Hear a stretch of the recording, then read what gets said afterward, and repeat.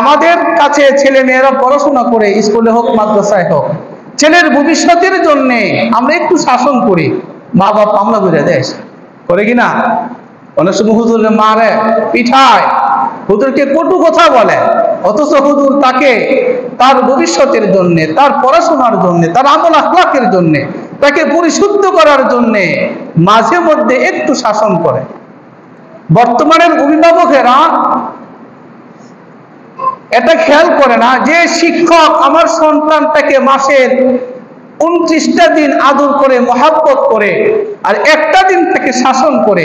একটা দিন শাসন করার কারণে 29 দিনের মহাব্বত ভুলে গিয়ে একদিনের শাসনের কারণে অভিভাবকেরা উস্তাদের উপরে গিয়া কটূক্তি করে, উস্তাদদেরকে বিভিন্ন ভাষায় গালাগাল করে তার বিরুদ্ধে আইনি ব্যবস্থা নেওয়ার চেষ্টা করে। করে কি করে না?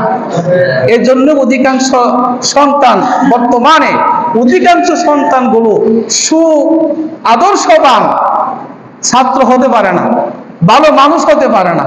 আর একটা সময় গেছে, আমরাই দেখছি আমাদের মা বাবা আমাদেরকে যখন বক্তব্য দিত, স্কুলে দিত, মাদ্রাসায় দিত, দিয়া বলতো হুজুর নেন, ফোলা দিয়ে দিলাম, বুঝতো আপনার আর দিয়ে আমার, বলতো কিনা? এরকম বলতো কিনা?